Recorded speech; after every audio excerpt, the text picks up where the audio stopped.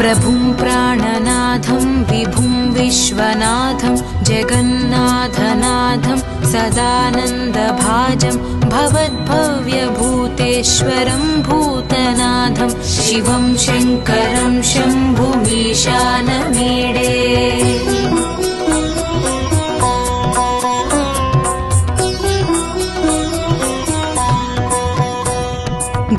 गळेरुण्डमालं तनौ सर्पजालं महाकालकालं गणेशादिपालं जटाजूटगङ्गोत्तरं गैर्विशालं शिवं शङ्करं शम्भुमीशानमीडे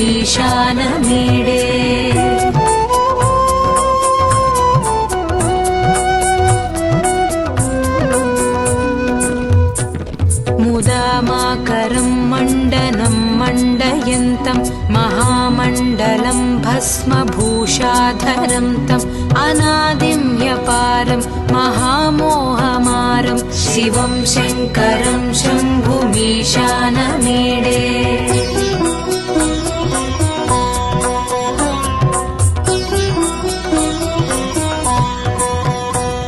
वटाधो निवासं महाटाट्टहासं महापापनाशं सदा सुप्रकाशं गिरीशं गणेशं सुरेशं महेशं शिवं शङ्करं शम्भुमीशानमीडे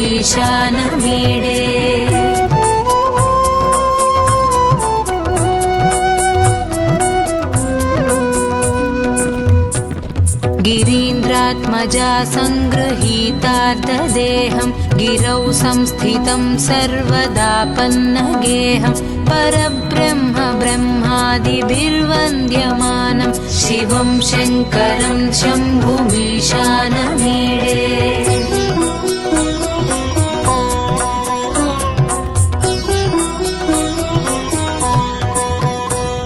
कपालं त्रिशूलं कराभ्यां दधानं पदाम्भोजनं रायकामं ददानं बलिवर्धमानं सुराणां प्रधानं शिवं शङ्करं शम्भुमीशानमीडे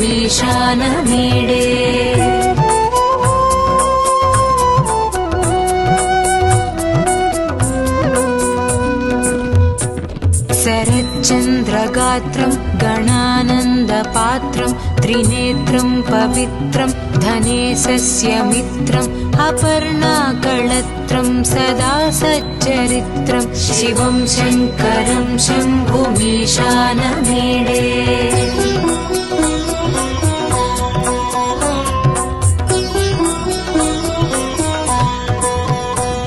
हरं सर्पहारं चिताभूविहारं भवं वेदसारं सदा निर्विकारं श्मशाने वसन्तं मनोजं दहन्तं शिवं शङ्करं शम्भुमीशानमीडे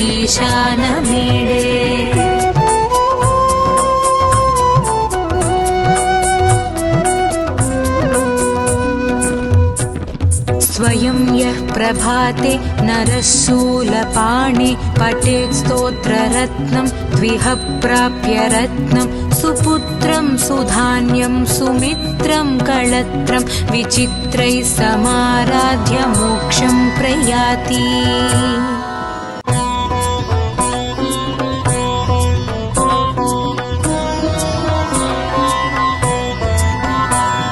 प्रभुं प्राणनाथं विभुं विश्वनाथं जगन्नाथनाथं सदानन्दभाजं भवद्भव्यभूतेश्वरं भूतनाथं शिवं शङ्करं शम्भुमीशानमीडे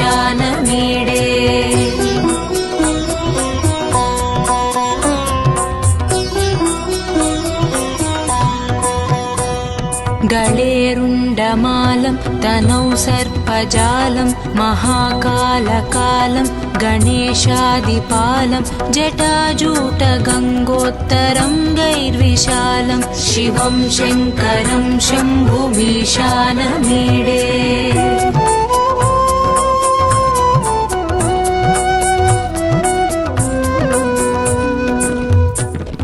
मुदामाकरं मण्डनं मण्डयन्तं महामण्डलं भस्मभूषाधरं तम् अनादिं ह्यपारं शङ्खचक्रगदापद्मविराजमानं महामोहमारं शिवं शङ्करं शम्भुमीशानमीडे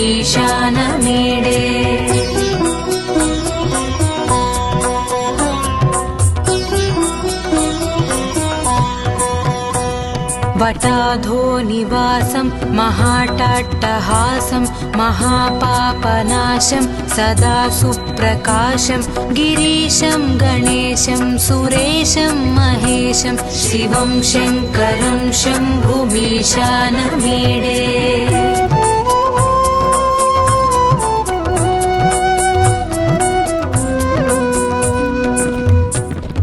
गिरीन्द्रात्मजा सङ्गृहीतार्धदेहं गिरौ संस्थितं सर्वदापन्नगेहं परब्रह्म ब्रह्मादिभिर्वन्द्यमानं शिवं शङ्करं शम्भुमीशानमीडे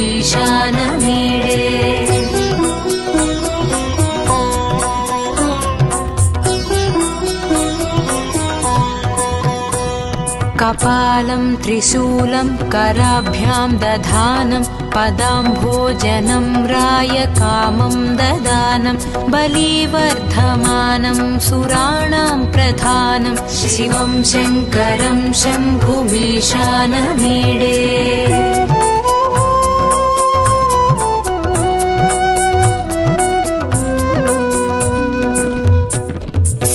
शरच्चन्द्रगात्रं गणानन्दपात्रं त्रिनेत्रं पवित्रं धनेशस्य मित्रम् अपर्णाकळत्रं सदा सच्चरित्रं शिवं शङ्करं शम्भुमीशानमीडे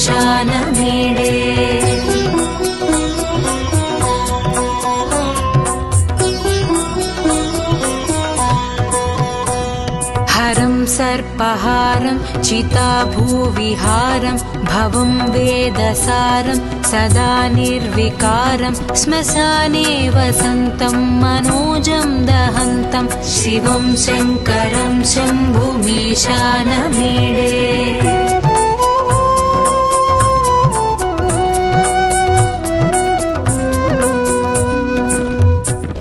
स्वयं यः प्रभाते नरः शूलपाणे पठेत् स्तोत्ररत्नं द्विह प्राप्य रत्नं सुपुत्रं सुधान्यं सुमित्रं कळत्रं विचित्रैः समाराध्य मोक्षं प्रयाति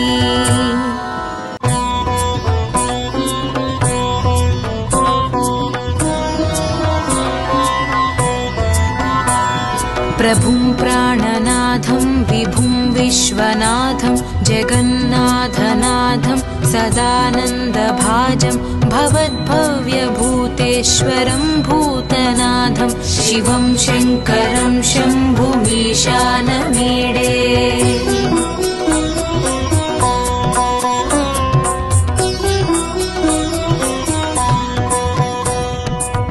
गळेरुण्डमालं तनौ सर्पजालं महाकालकालं गणेशादिपालं जटाजूटगङ्गोत्तरं गैर्विशालं शिवं शङ्करं शम्भुमीशानमीडे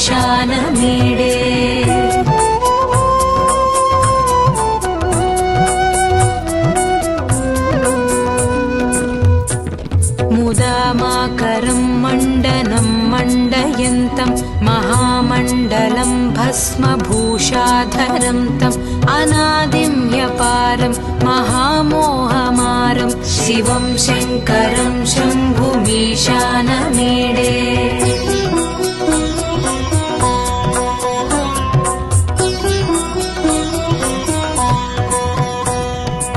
वटाधोनिवासं महाटाट्टहासं महापापनाशं सदा सुप्रकाशं गिरीशं गणेशं सुरेशं महेशं शिवं शङ्करं शम्भुमीशानमीडे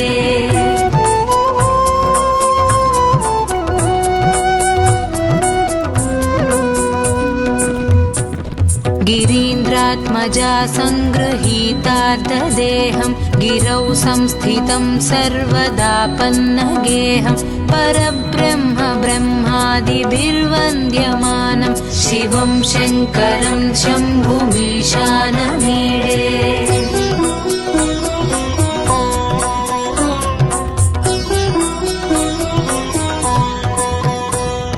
कपालं त्रिशूलं कराभ्यां दधानं पदाम्भोजनं रायकामं ददानं बलिवर्धमानं सुराणां प्रधानं शिवं शङ्करं शम्भुमीशानमीडे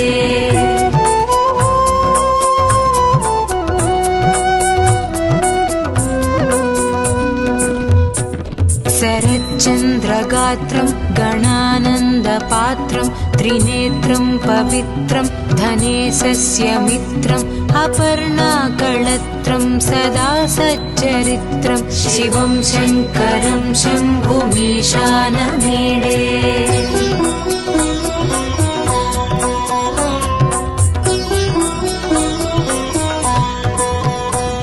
हरं सर्पहारं चिताभूविहारं भवं वेदसारं सदा निर्विकारं श्मशाने वसन्तं मनोजं दहन्तं शिवं शङ्करं शम्भुमीशानमीडे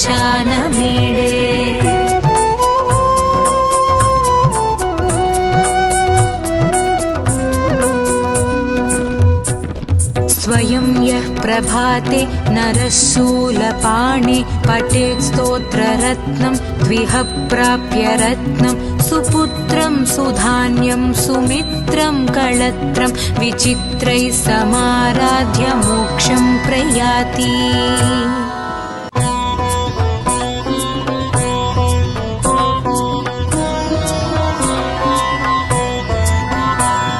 प्रभुं प्राणनाथं विभुं विश्वनाथं जगन्नाथनाथं सदानन्दभाजं भवद्भव्यभूतेश्वरं भूतनाथं शिवं शङ्करं शम्भुमीशानमीडे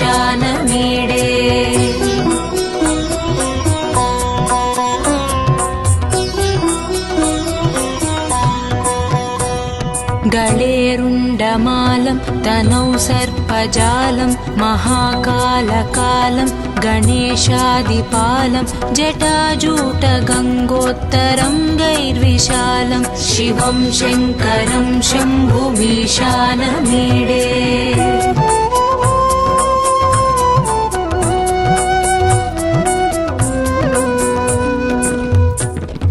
मुदामाकरं मण्डनं मण्डयन्तं महामण्डलं भस्मभूषाधरं तम् अनादिं ह्यपारं महामोहमारं शिवं शङ्करं शम्भुमीशानमीडे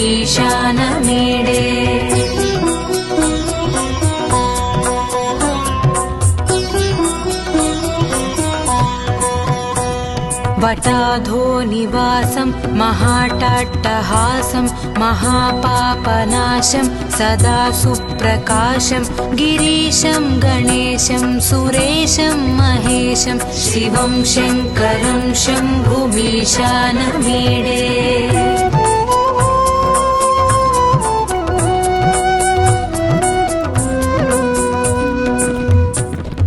गिरीन्द्रात्मजा सङ्गृहीतार्धदेहं गिरौ संस्थितं सर्वदापन्नगेहं परब्रह्म ब्रह्मादिभिर्वन्द्यमानं शिवं शङ्करं शम्भुमीशानमीडे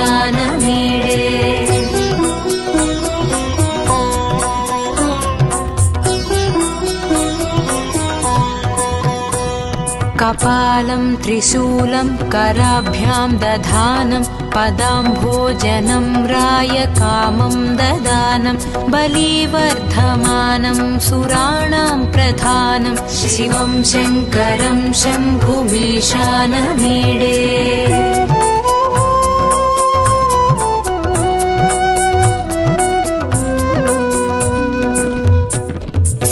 शरच्चन्द्रगात्रं गणानन्दपात्रं त्रिनेत्रं पवित्रं धनेशस्य मित्रम् अपर्णाकळत्रं सदा सच्चरित्रं शिवं शङ्करं शम्भुमीशानमीडे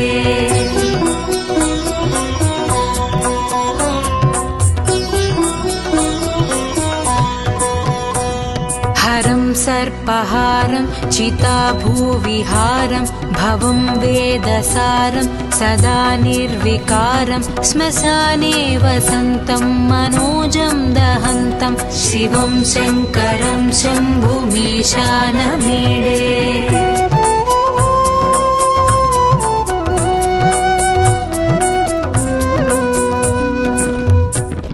स्वयं यः प्रभाते नरः शूलपाणे पठेत् स्तोत्ररत्नं द्विह प्राप्य रत्नं सुपुत्रं सुधान्यं सुमित्रं कळत्रं विचित्रैः समाराध्य मोक्षं प्रयाति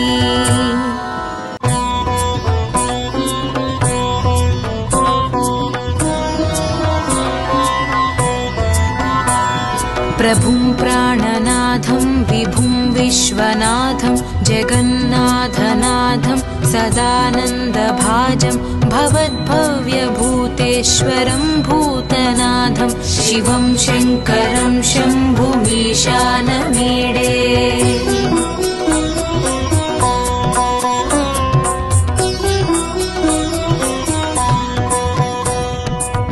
गळेरुण्डमालं तनौ सर्पजालं महाकालकालं गणेशादिपालं जटाजूटगङ्गोत्तरं गैर्विशालं शिवं शङ्करं शम्भुमीशानमीडे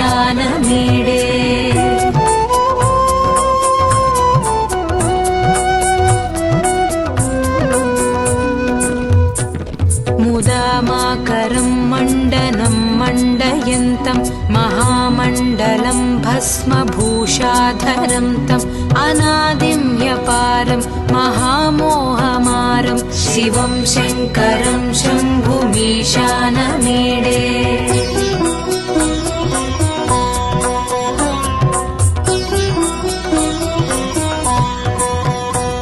वटाधो निवासं महाटाट्टहासं महापापनाशं सदा सुप्रकाशं गिरीशं गणेशं सुरेशं महेशं शिवं शङ्करं शम्भुमीशानमीडे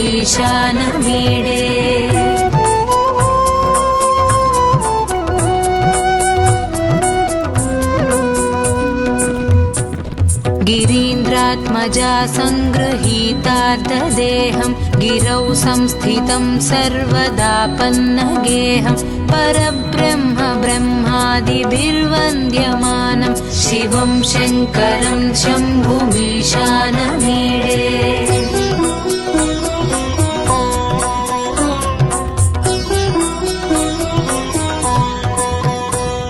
कपालं त्रिशूलं कराभ्यां दधानं पदाम्भोजनं रायकामं ददानं बलिवर्धमानं सुराणां प्रधानं शिवं शङ्करं शम्भुमीशानमीडे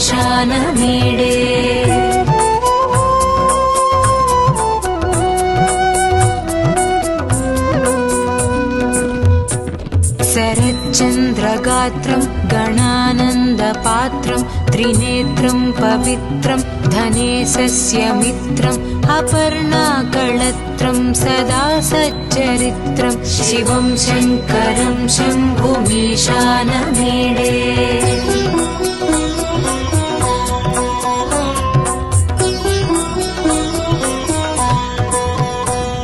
हरं सर्पहारं चिताभूविहारं भवं वेदसारं सदा निर्विकारं श्मशाने वसन्तं मनोजं दहन्तं शिवं शङ्करं शम्भुमीशानमीडे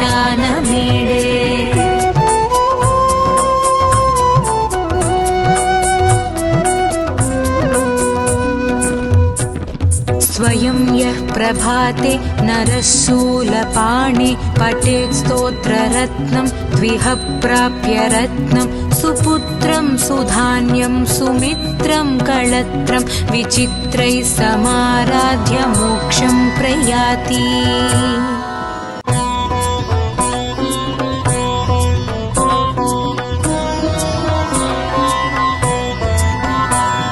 प्रभुं प्राणनाथं विभुं विश्वनाथं जगन्नाथनाथं सदानन्दभाजं भवद्भव्यभूतेश्वरं भूतनाथं शिवं शङ्करं शम्भुमीशानमीडे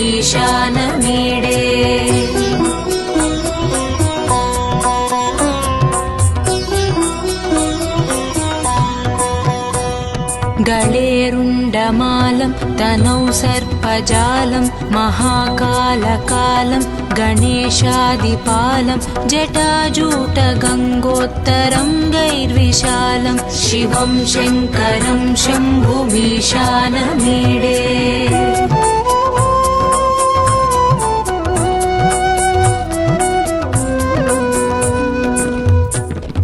मुदामाकरं मण्डनं मण्डयन्तं महामण्डलं भस्मभूषाधरं तम् अनादिं ह्यपारं महामोहमारं शिवं शङ्करं शम्भुमीशानमीडे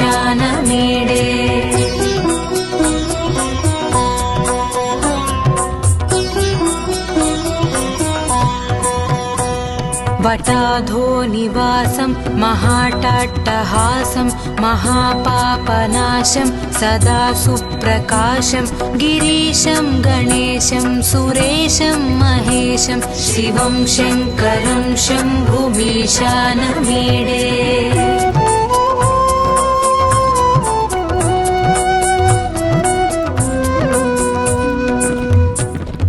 गिरीन्द्रात्मजा सङ्गृहीतार्धदेहं गिरौ संस्थितं सर्वदापन्नगेहं परब्रह्म ब्रह्मादिभिर्वन्द्यमानं शिवं शङ्करं शम्भुमीशानमीडे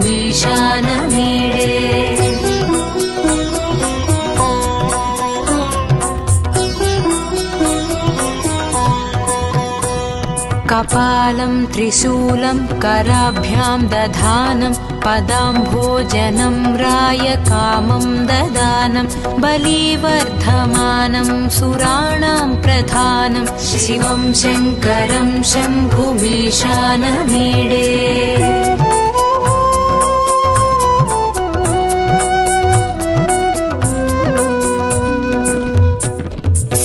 शरच्चन्द्रगात्रं गणानन्दपात्रं त्रिनेत्रं पवित्रं धनेशस्य मित्रम् अपर्णाकळत्रं सदा सच्चरित्रं शिवं शङ्करं शम्भुमीशानमीडे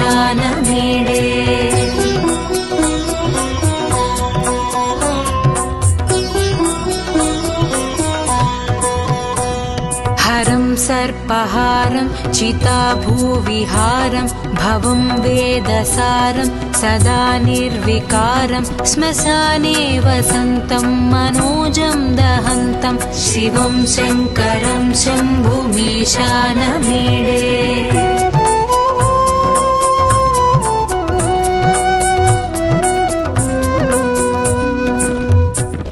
स्वयं यः प्रभाते नरः शूलपाणे पठेत् स्तोत्ररत्नं द्विह प्राप्य रत्नं सुपुत्रं सुधान्यं सुमित्रं कळत्रं विचित्रैः समाराध्य मोक्षं प्रयाति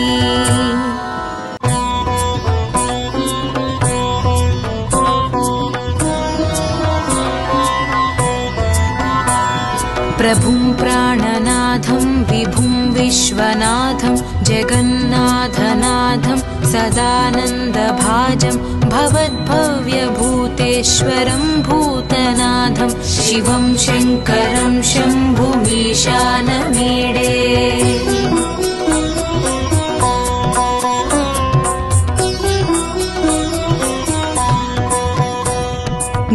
गळेरुण्डमालं तनौ सर्पजालं महाकालकालं गणेशादिपालं जटाजूटगङ्गोत्तरं गैर्विशालं शिवं शङ्करं शम्भुमीशानमीडे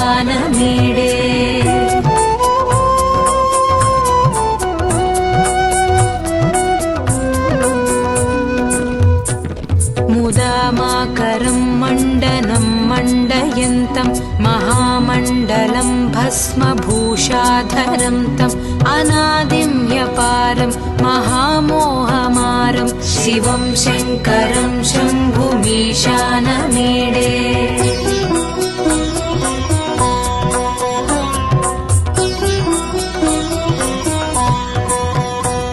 वटाधो निवासं महाटाट्टहासं महापापनाशं सदा सुप्रकाशं गिरीशं गणेशं सुरेशं महेशं शिवं शङ्करं शम्भुमीशानमीडे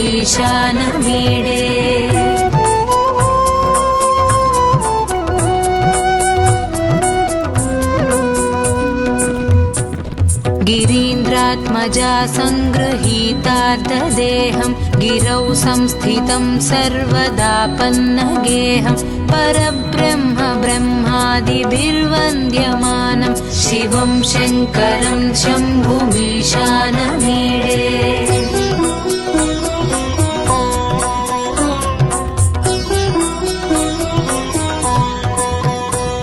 कपालं त्रिशूलं कराभ्यां दधानं पदाम्भोजनं रायकामं ददानं बलिवर्धमानं सुराणां प्रधानं शिवं शङ्करं शम्भुमीशानमीडे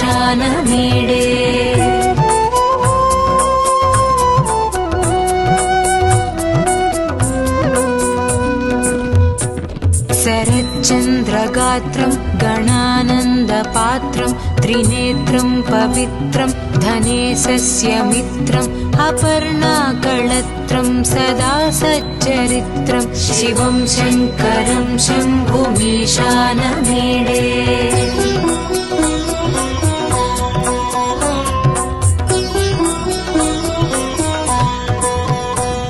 हरं सर्पहारं चिताभूविहारं भवं वेदसारं सदा निर्विकारं श्मशाने वसन्तं मनोजं दहन्तं शिवं शङ्करं शम्भुमीशानमीडे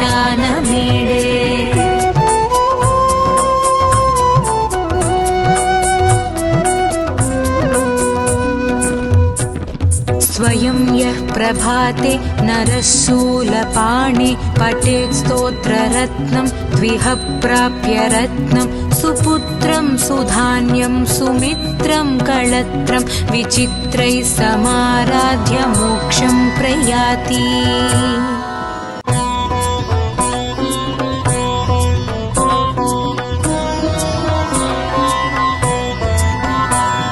प्रभुं प्राणनाथं विभुं विश्वनाथं जगन्नाथनाथं सदानन्दभाजं भवद्भव्यभूतेश्वरं भूतनाथं शिवं शङ्करं शम्भुमीशानमीडे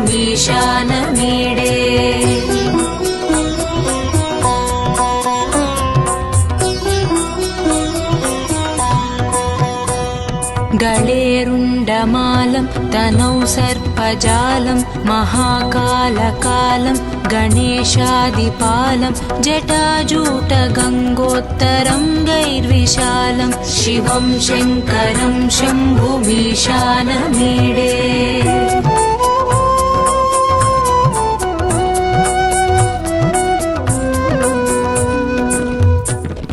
मुदामाकरं मण्डनं मण्डयन्तं महामण्डलं भस्मभूषाधरं तम् अनादिं ह्यपारं महामोहमारं शिवं शङ्करं शम्भुमीशानमीडे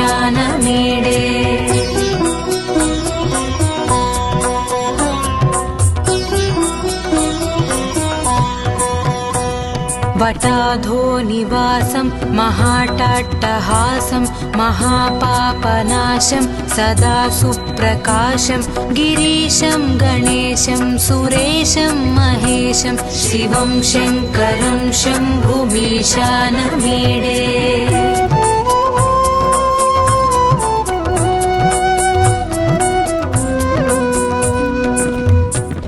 गिरीन्द्रात्मजा सङ्गृहीतार्धदेहं गिरौ संस्थितं सर्वदापन्नगेहं परब्रह्म ब्रह्मादिभिर्वन्द्यमानं शिवं शङ्करं शम्भुमीशानमीडे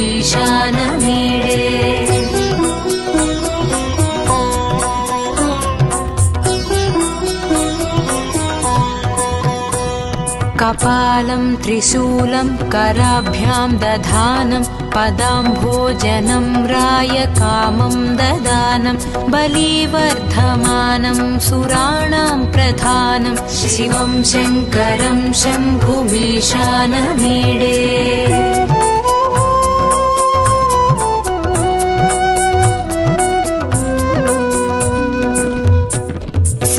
शरच्चन्द्रगात्रं गणानन्दपात्रं त्रिनेत्रं पवित्रं धनेशस्य मित्रम् अपर्णाकळत्रं सदा सच्चरित्रं शिवं शङ्करं शम्भुमीशानमीडे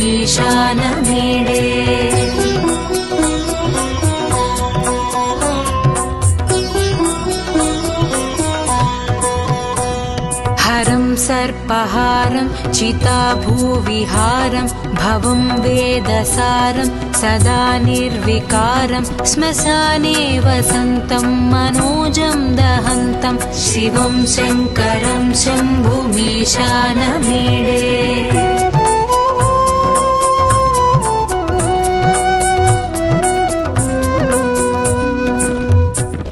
स्वयं यः प्रभाते नरः शूलपाणे पठेत् स्तोत्ररत्नं द्विह प्राप्य रत्नं सुपुत्रं सुधान्यं सुमित्रं कळत्रं विचित्रैः समाराध्य मोक्षं प्रयाति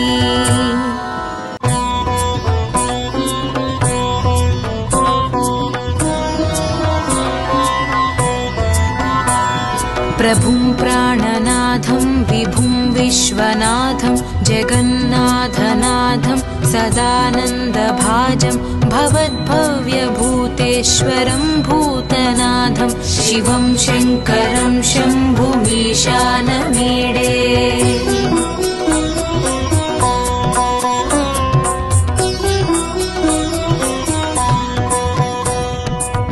गळेरुण्डमालं तनौ सर्पजालं महाकालकालं गणेशादिपालं जटाजूटगङ्गोत्तरं गैर्विशालं शिवं शङ्करं शम्भुमीशानमीडे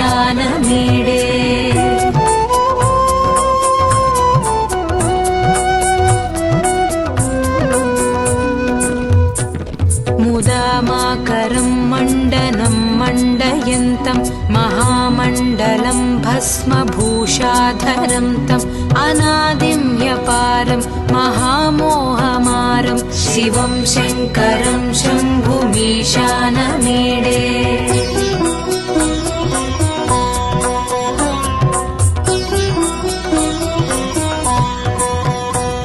वटाधो निवासं महाटाट्टहासं महापापनाशं सदा सुप्रकाशं गिरीशं गणेशं सुरेशं महेशं शिवं शङ्करं शम्भुमीशानमीडे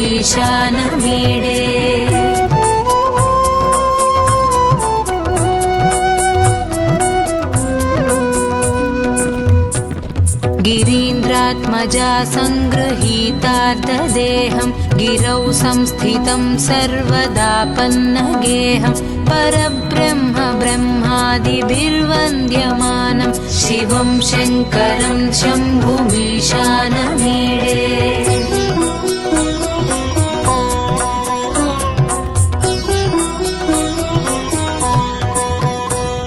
कपालं त्रिशूलं कराभ्यां दधानं पदाम्भोजनं रायकामं ददानं बलिवर्धमानं सुराणां प्रधानं शिवं शङ्करं शम्भुमीशानमीडे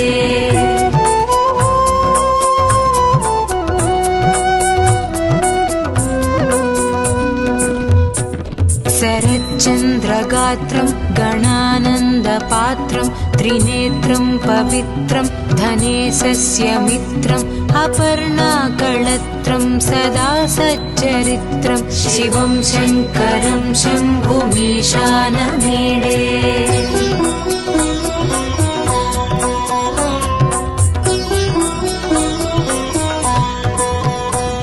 हरं सर्पहारं चिताभूविहारं भवं वेदसारं सदा निर्विकारं श्मशाने वसन्तं मनोजं दहन्तं शिवं शङ्करं शम्भुमीशानमीडे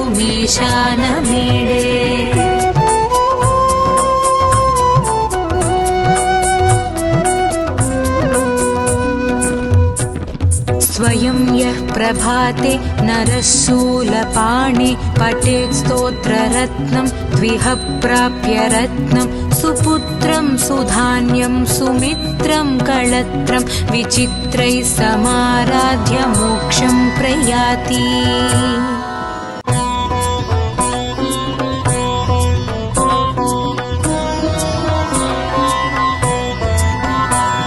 प्रभुं प्राणनाथं विभुं विश्वनाथं जगन्नाथनाथं सदानन्दभाजं भवद्भव्यभूतेश्वरं भूतनाथं शिवं शङ्करं शम्भुमीशानमीडे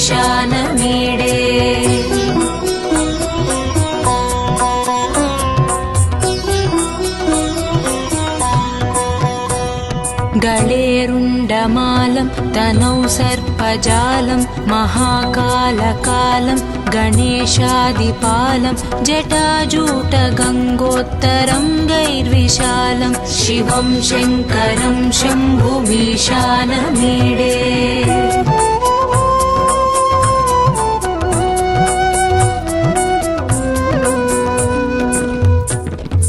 मुदामाकरं मण्डनं मण्डयन्तं महामण्डलं भस्मभूषाधरं तम् अनादिं ह्यपारं महामोहमारं शिवं शङ्करं शम्भुमीशानमीडे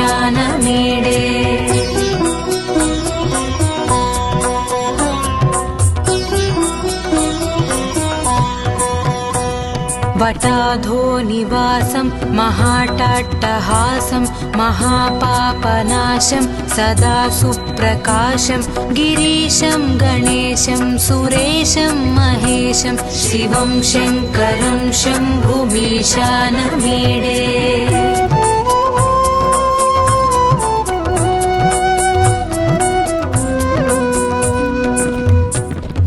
गिरीन्द्रात्मजा सङ्गृहीतार्धदेहं गिरौ संस्थितं सर्वदापन्नगेहं परब्रह्म ब्रह्मादिभिर्वन्द्यमानं शिवं शङ्करं शम्भुमीशानमीडे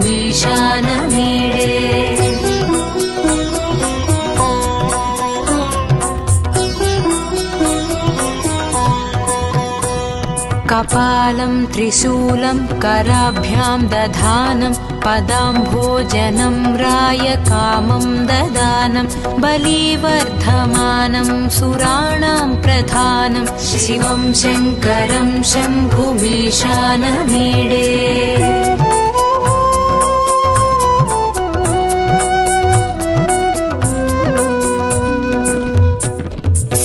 शरच्चन्द्रगात्रं गणानन्दपात्रं त्रिनेत्रं पवित्रं धनेशस्य मित्रम् अपर्णाकळत्रं सदा सच्चरित्रं शिवं शङ्करं शम्भुमीशानमीडे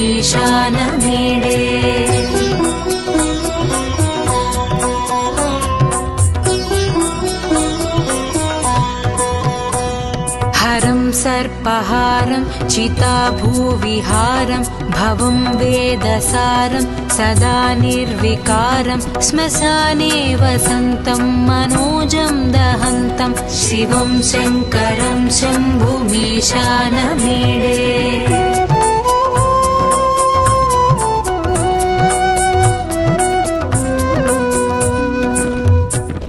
स्वयं यः प्रभाते नरः शूलपाणे पठेत् स्तोत्ररत्नं द्विह प्राप्य रत्नं सुपुत्रं सुधान्यं सुमित्रं कळत्रं विचित्रैः समाराध्य मोक्षं प्रयाति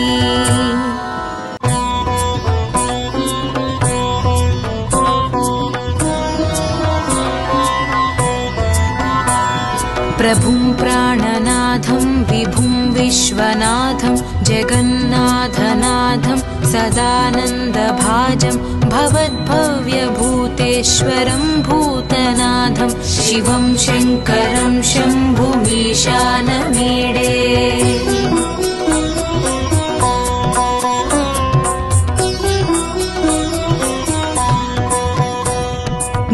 गळेरुण्डमालं तनौ सर्पजालं महाकालकालं गणेशादिपालं जटाजूटगङ्गोत्तरं गैर्विशालं शिवं शङ्करं शम्भुमीशानमीडे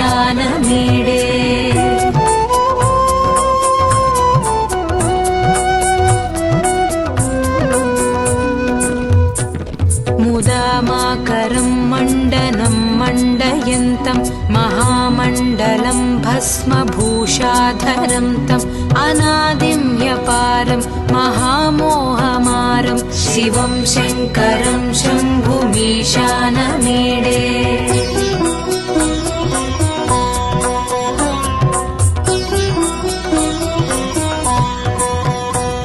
वटाधो निवासं महाटाट्टहासं महापापनाशं सदा सुप्रकाशं गिरीशं गणेशं सुरेशं महेशं शिवं शङ्करं शम्भुमीशानमीडे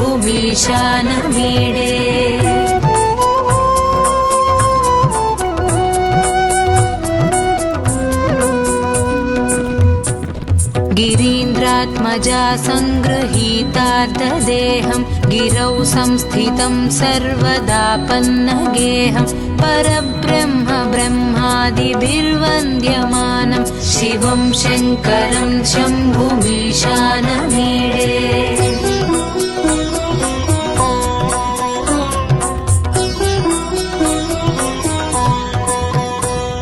कपालं त्रिशूलं कराभ्यां दधानं पदाम्भोजनं रायकामं ददानं बलिवर्धमानं सुराणां प्रधानं शिवं शङ्करं शम्भुमीशानमीडे